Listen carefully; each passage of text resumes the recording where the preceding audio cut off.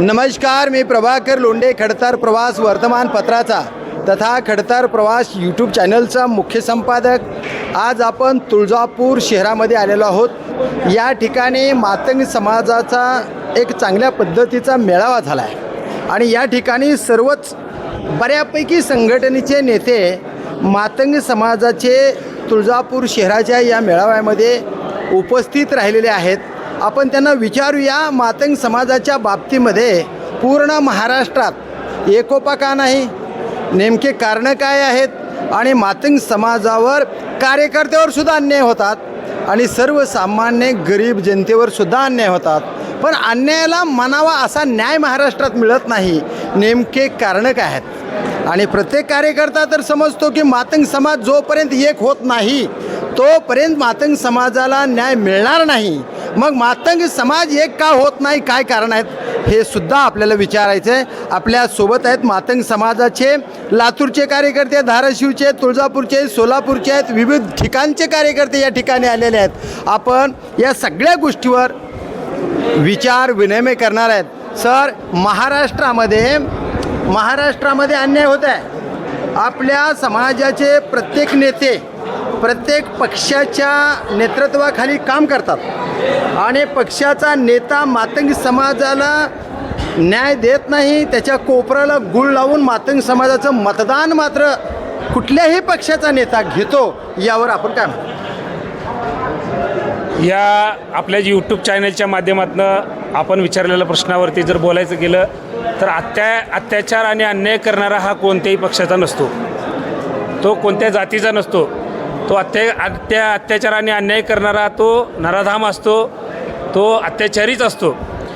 या ठिकाणी पक्षाचा किंवा एखाद्या राजकीय नेत्याचं नाव घेण्यापेक्षा जो अन्याय अत्याचार करतो तो महत्त्वाचा असतो।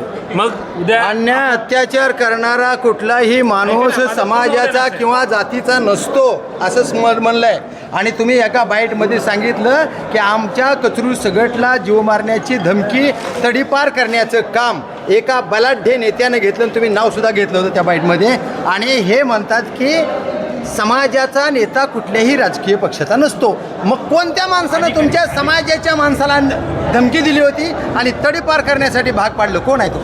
100% तुमचं बरोबर आहे साहेब, परंतु गेल्या 2-3 महिन्यामध्ये आम्ही राजकीय प्रवाहात असताना कसूर मल्हारी सगट हा शहापूर जिल्हा परिषद गटामध्ये उमेदवारी मागत असताना अनेक पक्षाकडून उमेदवारी मागितली, परंतु आम्ही भाजपकडून सुद्धा उमेदवारी मागितली होती, परंतु आम्हाला भाजपकडून उमेदवारी नाकारली।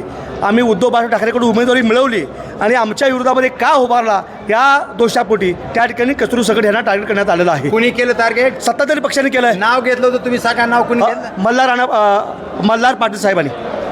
राजकीय पक्षाचा नेता मातंग समाजाच्या एका चांगल्या कार्यकर्त्यावर अन्याय करतोय आणि तुम्ही म्हणता कुठलाही राजकीय पुढारी समाजावर अन्याय करत नाही किंवा पक्षाचा माणूस तो नसतो असं सांगितलं। तुम्ही काय म्हणता? राजकारणामध्ये प्रचार यंत्रणा सुरू असताना प्रचारामध्ये एकमेकाचे उणीधुणे काढली जातात। एक नेता दुसऱ्या नेत्यावरती अन्याय उणीधुणं काढू शकतो, त्याचे भ्रष्टाचारी काढू शकतो, त्याचे जे काही चांगले वाईट विचार मांडू शकतो, परंतु जी कारवाई झालेली आहे आपण असं म्हणू शकत नाही की यांनी कारवाई केली किंवा त्यांनी कारवाई केली। ही कारवाई पोलीस अधिकाऱ्यांनी त्यांच्या नियमात न बसता पोलीस अधिकारी त्याच्यामध्ये डिवाइस असेल सगळ्यातला लवकरात लवकर मी कुणाच्या पद्धतीचा व्हिडिओ 100% व्हिडिओ आहे। ऐका ना, व्हिडिओ आहे, तो व्हिडिओ प्रचार दरम्यान झालेला आहे, इलेक्शन कधीही जाऊ, पण त्याचा तडाखा एका समाजाच्या नेत्यावर एका कार्यकर्त्यावर बसलाय, काय म्हणा? 100% साहेब, जी घटना घडली आहे, जी उपविभागीय अधिकारी आहेत त्यांच्या हाताला धरून संगनमतानं ह्या ठिकाणी राजकीय दबाव टाकून ह्या ठिकाणी सत्ताधारी पक्षातल्या काही लोकांनी ह्या ठिकाणी मोठा अन्याय समाजावर जर अन्याय व्हायला तर तुमची लहुजी शक्ती सेना महाराष्ट्राच्या देवेंद्र फडणवीसच्या नेतृत्वाखाली त्यांच्या सोबत काम करते आणि आपल्या समाजावर अन्याय होत आहे, काय करते संघटना? त्यामुळेच तुमच्यासमोर उभारलो आहे आम्ही।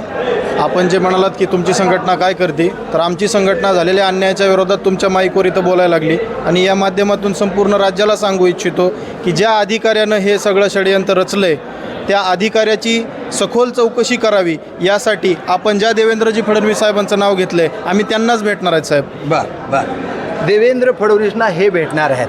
तुम्ही भीम अण्णा संघटना स्थापन केली, बोलाय शिका. आणि सगळ्या दोन्ही जातीनं जर एकत्र झाले आणि ही ताकद जर वाढली गेली तर आपल्या समाजाच्या तरुण कार्यकर्त्यावर अन्याय होईल का? तुम्ही साथ देत गेलो तर ही संघटना समाज एकत्रित होणारच ना. होय होय. हा, आणि असे अन्याय अत्याचार तर होईल तर एक हो म्हणण्याची गरज बी लागणार. जाधव साहेब पुढे या. कचरू सगटवर अन्याय झाला, तुम्ही निवडणूक लढवली, दुसऱ्या एका कार्यकर्त्याने निवडणूक लढवली, आपला एक कार्यकर्ता बहुमतानं निवडून कोणताही आला असता तिन्हीपैकी, पण आपली एकोपा झाल्या नाही, त्याच्यामुळं विरोधकाने आपल्यावर राज केलं आणि ते निवडून आला. आपल्या समाजाचं वाटोळं कोणी केलं? समाज इथं राजकीय निवडणूक होती, समाजातली निवडणूक नव्हती. तुम्ही म्हणजे तिघांनी संगमत का केलं नाही? तिघाचा पक्ष वेगळा होता. बरं, राजकीय पक्ष वेगळं, निवडणूक वेगळी आणि सामाजिक कार्य वेगळं. डिवायडेशन मतात झालं असं नाही वाटत का? तथापि आज 1 मार्च 2026 भीम अण्णा सामाजिक संघटनेचा 5वा वर्धापन दिन आज आहे. ह्या दरम्यान जिल्ह्यातले, सोलापूर जिल्ह्यातले, लातूर जिल्ह्यातले सर्व मातंग समाजाचे कार्यकर्ते एकत्र आज इथं आलेले आहेत, तुळजापूरला एकत्र आलेले आहेत.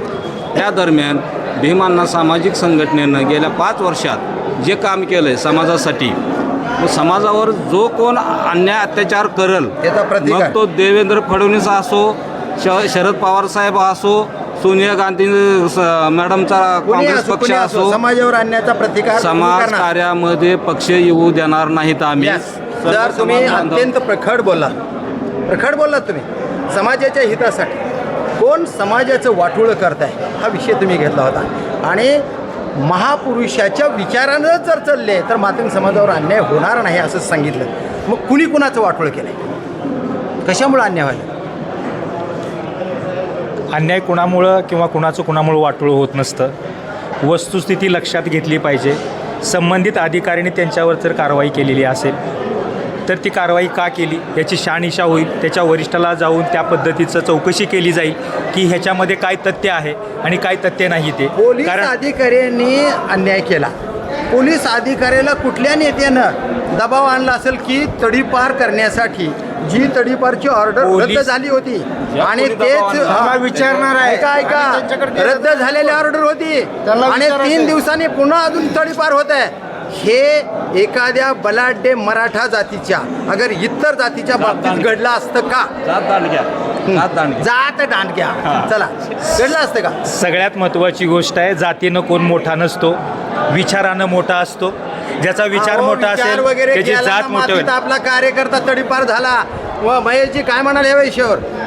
प्रथमतः मला असं म्हणावं लागेल, या DYSP SPने यांची सुपारी घेतलेली आहे.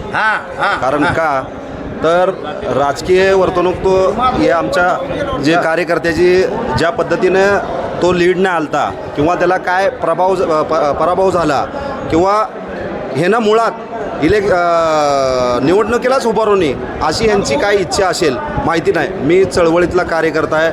मी समाजावर अन्याय अत्याचार होतो त्या विषयावर बोलणार आहे. मला राजकारणाचं म्हणजे पटत नाही किंवा मला राजकारण जमत नाही. परंतु ह्या माध्यमातनं आजच्या दिवसाच्या माध्यमातनं ह्या आज मी या तुमच्या यूट्यूब चॅनलच्या माध्यमातून मी सांगू इच्छितो की समाजाचा या ठिकाणी एकोपा झालेला आहे. समाज एकत्रित येईल आणि भविष्य काळात ज्यांनी समाजाच्या विरोधात जाण्याचा प्रयत्न करतील, ज्यांनी समाजाला टार्गेट करण्याचा प्रयत्न करतील त्यांना आम्ही जाब विचारलं राहणार नाही. आणि आम्ही लवकरच रस्त्यावर या विषयावर उतरू आणि ज्या अधिकाऱ्यानं हा खोडसळपणा केला आहे त्या अधिकाऱ्याला गडचिरोलीला पाठवू.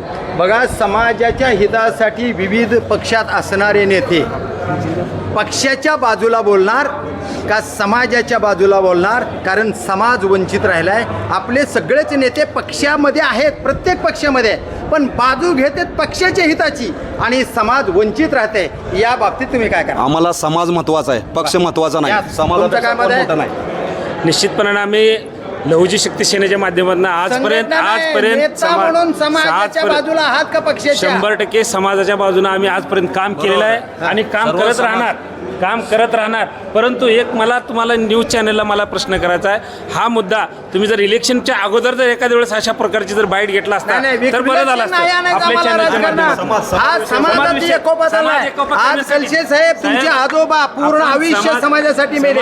180 पोरं जिल्हा परिषदेमध्ये, एक मिनिट काय गायकवाड, 180 पोरं जिल्हा परिषदमध्ये समाज कल्याणला होते. यांचे आजोबा अण्णा म्हणत होतो आम्ही, त्यांनी 180 पोरं मांगाची कामाला लावले 1961-62ला. हे भूमिका आताच्या मातंग समाजाच्या नेत्याची आहे का? आहे ना? आता आहे. किती पोरं कामाला लावली आजपर्यंत पोरं कामाला लावायसारखी त्यावेळेस जी तुम्ही सत्तेमध्ये सत्तेत होते, नव्हते, तुमचा प्रश्नच परंतु नाही. समाजासाठी प्रश्न नाही. 162 गुन्हे नोंद करून नाही, घेतले. नाही, ते झालं. ते तुम्ही समाजाला न्याय दिला. हा लहुजी शक्ती सेनेच्या न्याय माध्यमातून. दिला. लहुजी शक्ती सेनेचं अभिनंदन आहे आणि कसबे साहेबाचं सुद्धा अभिनंदन आहे. ज्यावेळेस कसबे साहेबांना विरोध केला महार समाजाच्या नेत्यांनी, त्यावेळेस पहिली बाईट मी केली होती घरात बसून, आणि महाराष्ट्रामध्ये 90,000 लोकांनी बातमी बनली. मातंग समाजाच्या कुठल्याही नेत्यावरचा अन्याय प्रभाकर लोंढे सहन करणार नाही अशी बाईट होती. आणि महार समाजाच्या विरोधात बोलण्याची धमक आता आपल्या पोरावाच्यामध्ये आली. ती महार समाज म्हणून नाही तर त्याची वृत्ती म्हणून. जे चांगले माणसं आहेत त्या चांगल्याच्या बाजूला आपली संघटना उभारते. आज कचरूक सगटच्या बाबतीमध्ये अन्याय झाला आहे, असा विविध संघटनेच्या टाक्यामध्ये एका मुलीच्या बाबतीमध्ये अन्याय झाला आहे. यावेळेस समाज तेवढ्या शक्तिशाली ताकदीनं एकवटलेला दिसत नाही. त्याच्या बाबतीमध्ये काय म्हणा, तेवढ्या ताकदीनं नाही दिसला. येणाऱ्या काळात आज ठरले, येणाऱ्या काळात निश्चितच तुम्हाला समाजाची दिशा, रूप आणि आक्रमक दिसेल. काय जिल्ह्यामध्ये काय वाटणार आहे?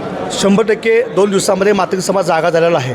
आणि नुसतं धाराशिवमध्ये नाही तर राज्यातील सर्व मातंग समाजाचे नेते आज एकत्र येत आहेत.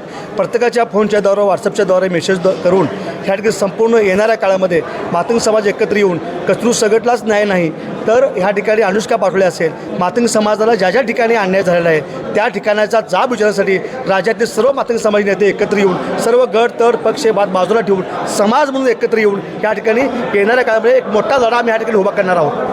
एकच प्रश्न शेवटचा विचारतो की जे मोठे संघटनेचे संस्थापक अध्यक्ष आहेत ते विविध पक्षाच्या आता सोबत आहे, पण ते नेते महाराष्ट्रामध्ये तेवढ्या ताकदीनं एकोप्यात दिसत नाहीत.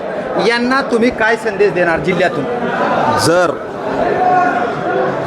तुम्ही जर समाजाबद्दल जर काम करत नसाल तर समाज तुमच्या पाठीमागे राहणार नाही. तुम्ही स्वतः एकटे पडचाल. त्या नेत्याला मी या माध्यमातून सांगतो. साहेब, आपण विचारलेला मुद्दा अगदी बरोबर आहे.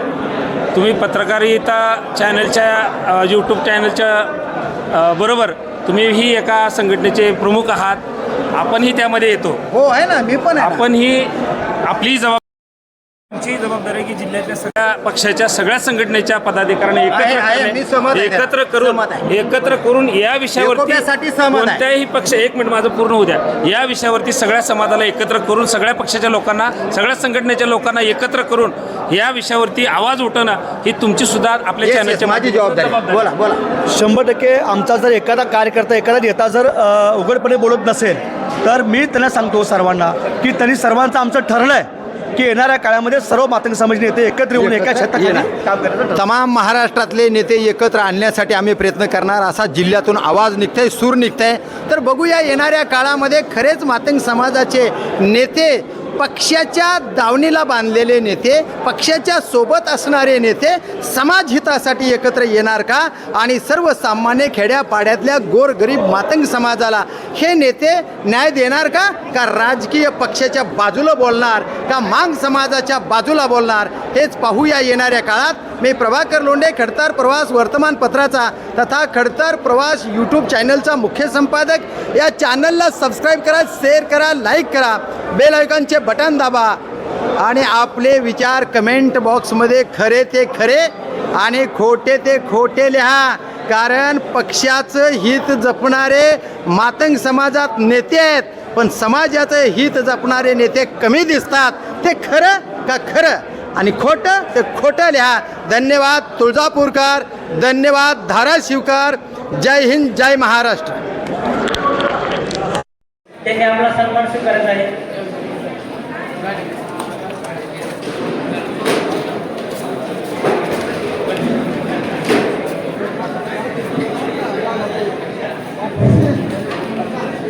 यानंतर बंटी भाऊ गायकवाड यांचा देखील या ठिकाणी आपण